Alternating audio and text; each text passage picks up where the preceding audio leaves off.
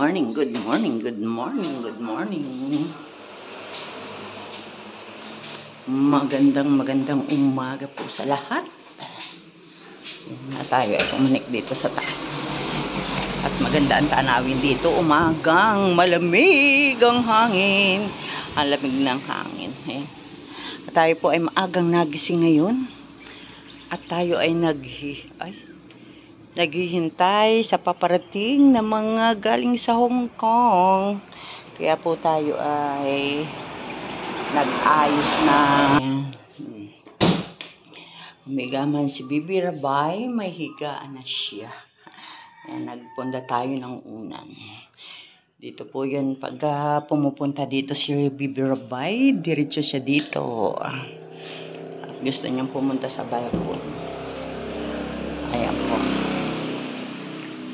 Ngayon, at syempre kahapon, naglinis tayo ng toilet. O, ayan. May tubig naman. Ayan. Tayo po ay nagpiprepare ng kanilang almusal. Ayan. Preparing the almusal.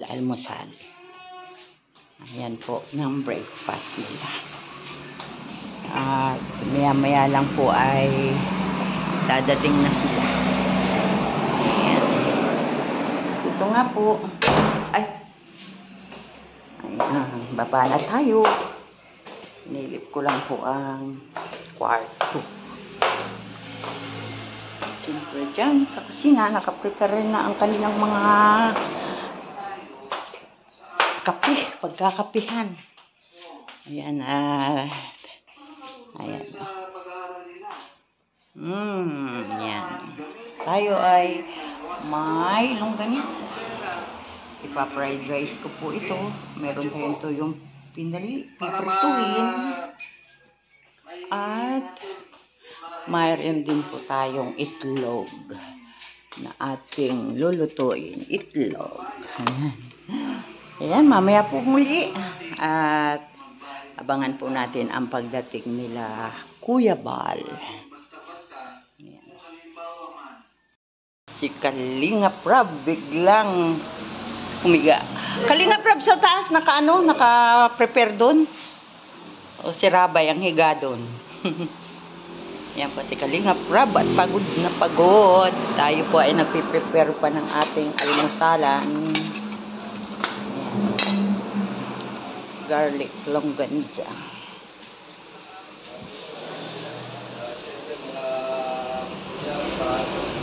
Mga puyaters.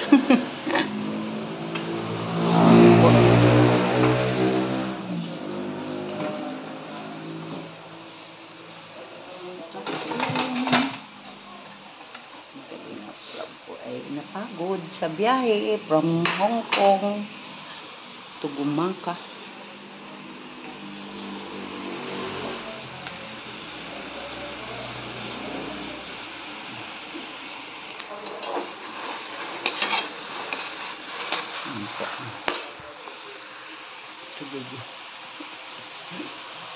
Oh, ayan.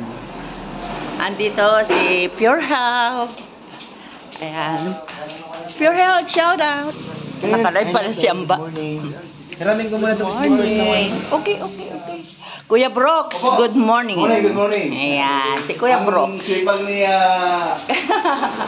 Maring Linja. Namang pinagandaan kami ng almusal. Oh, ay, gabi. Kaya siyempre, gabi daw dadating dito. Ay, umaga na dito, tamang-tama, mag-aalmusal. Oo. Ayan. Oh, ayan na po ang mga natin sa Kalam. Ayan. Uy, nadating. Nandyan si Beyonce. Diyan nakasakay si Beyonce. Pero bago ang lahat, masusunog ang aking pritong tuyo. Mamaya na. Ayan po. Kakain na po kami. Ito po ang aming ulam. Masarap ba dito? Nagurisa? Sa akin ko masarap. Ewan ko sa panlasa mo. Ha? Galang po yan ng Sariaya, longganisa po yan. Kain na po kayo. Si Ido. Ano po kayo? Pagod na pagod. Para po. Yan. Gusto naman papunta mo. Ate, Tapos ito. pangit itong vlog. Pangit itong ano na ito. Itatapon ko na pagka tayo ay lumipat na.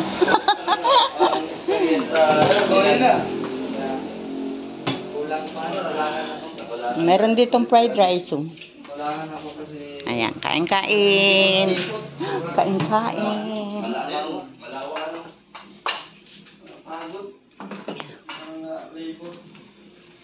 Kumusta yung mabigat mong kuitas?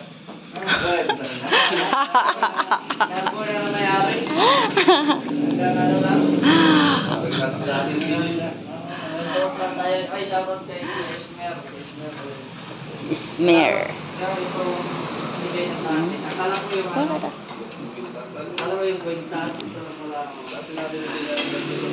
Dapat yung kwintas ang ibigay kay Kuya sa isang porselas. Ano laki ng ano eh. Suotin niya dito sa Pilipinas, mapugutan. Mapasok ka dito.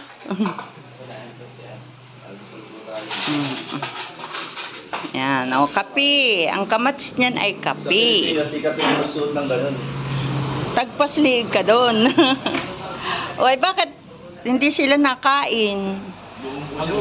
Ayan, nandiyan po si Beyonce sa loob. Mga nagpapahinga po sila, mga tulog ko. Ayan. Ayan.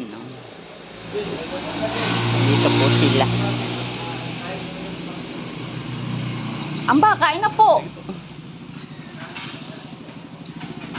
Ayan. Ito ang sasakyan ni Bibi Beyonce. At siyempre si Mr. J. Yan. Kuya Pure Health, kain na po. Ay nako, pagbalik mo na lang. Oo daw naman. Oo daw naman eh. Oo daw naman. Ayan. Kuya, may malamig na tubig po dyan sa rep. Baka gusto mo. Ayan, ayan. Lagay mo na lang yan dyan, Idot. Ako na yan. Si Kuya Brooks po, naguhugas talaga. Oh. Kuya, anong nahanap ko? Baso? Meron.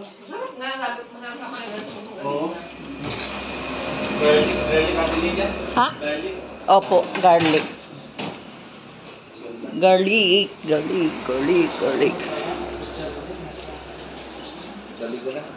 Baka bawiin. Baka bawiin. Ano yan? Ano yung kastanyas yan, Kuya? Ano to? Pwede na kainin to? Oo naman po. Galing ng Hong Kong. Oo. Niluluto ito ay sa ano, sa buhangin. Parang ano yan? Parang dito. Masarap ito. Siniguelas.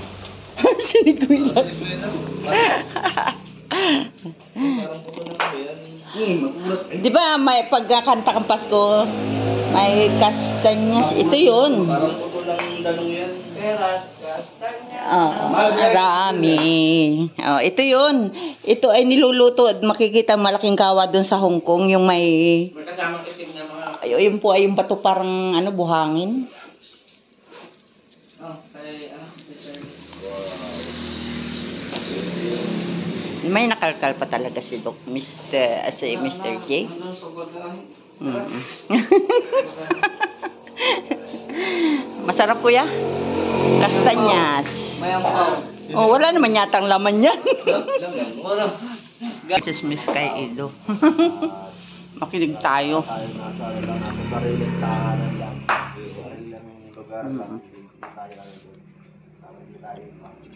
Bro, na marami akong nabasa ng comment na nakikita nila. Nagka-holdingan siya ni ano, Alalay lang. Alalay lang po. Alalay lang po kailangan. Maraming fans doon na ano, na nahihila-hila, mahirap na magkahiwalay. Baka mahila, di ba? Saka ibang lingwahe doon ay Ayun nga. wala rin ano, masyadong internet sa ano daan. Kasi wala din na mga Sabi nga, Stick together lang. talaga naman, tuwan-tuwa ang maraming pinipilit. Talaga tao. Tinalo si Coco Martin. Hindi ito pagsalubong. Hindi ganun karami ang tao pag si Coco Martin ay pumunta dun. Hindi talaga namin pipilitin lumabas. Basta kasi sobrang mga panso. Ayaw na kayo palitin. Kasi gusto magpa-picture, makipag-usap. Siyempre, hindi naman natin ma-entertain lahat kasi sobrang dami. Pero yun, pasensya na po sa lahat. Hindi natin mapagbigyan lahat. Sa pagpapapicture, Siyempre, kung yung napapanood nila sa YouTube, ay yung iba, first time kayong makita sa personal. Kaya grabe yung overflowing yung saya nila. Yung sa nakita nila kayo, ang MC, Kuya Bal, Ate Kalinga Prab, at ang hindi lang. Kaya, at Kalinga Edo, ano yung isa sa hindi mo malilimutan sa pagbalik yun ng Hong Kong? Talaga, yung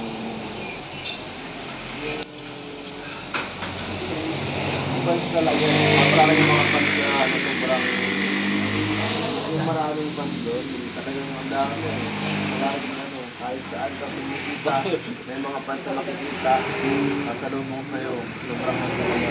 Oo nga, naglalakad nga lang kayo, mamaya may bumabati na eh. Yung talagang pinakamaganda dun para sa akin.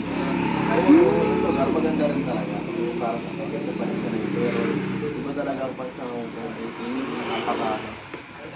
nakakatuwa. Kalinga Pedro, ano yung pakiramdam? Dahil first time din ni Beyonce sa Hong Kong tapos nagkasama kayo sa Hong Kong. Ano ba? Di ba first time ni Beyonce sa Hong Kong tapos magkasama kayong dalawa roon? Ano yung pakiramdam na nagkasama kayo sa Hong Kong ni Beyonce? Masaya po kasi siyempre para sa akin na binigyan ng isang yung isa sa pangarap ng tao makapag-experience bansa, di ba? Para at makapag-experience, makapag-travel. Kasi ako para sa kanya kahit sa ganyang edad nakapag-ulit siya. Nakapunta niya sa isang magandang lugar, nakapag-pasyalan, nakapag-enjoy.